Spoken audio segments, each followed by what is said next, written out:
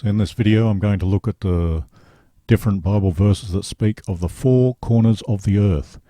There are three such verses, and let's look at them.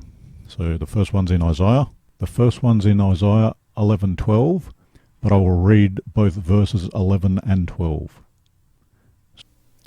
Then it will happen on that day that the Lord will again recover with his hand the second time the remnant of his people who will remain, from Assyria, Egypt, Pathros, Cush, Elam, Shinar, Hamath, and from the islands of the sea. And he will lift up a flag for the nations, and assemble the banished ones of Israel, and he will gather the dispersed of Judah from the four corners of the earth. Here we see that Israel is being returned from exile from Assyria, Egypt, Pathros, Cush, Elam, Shinar, and Hamath, and the islands of the sea.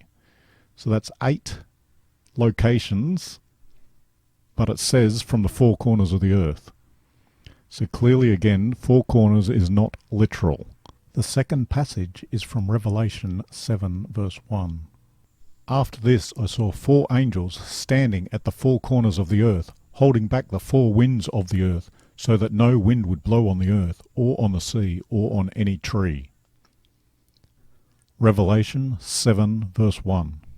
The book of Revelation is of course a very highly symbolic book. And we see that associated with the four corners of the earth are the 4 winds.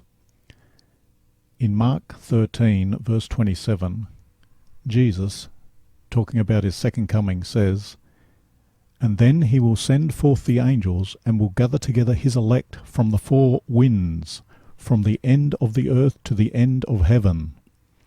So here we can clearly see that it is just symbolizing from everywhere. It is definitely a symbolic picture of a gathering from everywhere. And the last verse which mentions the 4 corners of the earth is Revelation chapter 20 verse 8. I will read Revelation chapter 20 verses 7 and 8. When the 1,000 years are completed, Satan will be released from his prison, and will come out to deceive the nations which are at the 4 corners of the earth, Gog and Magog, to gather them together for war. The number of them is like the sand of the seashore.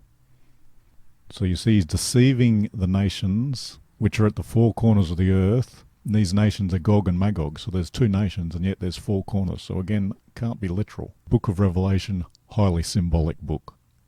When Paul is speaking to King Agrippa in Acts 26:26, he says, "For the king knows about these matters, and I also speak to him with confidence, since I am persuaded that none of these things escaped his notice. For this has not been done in a corner." In this verse we see that the word corner means it's not done in secret.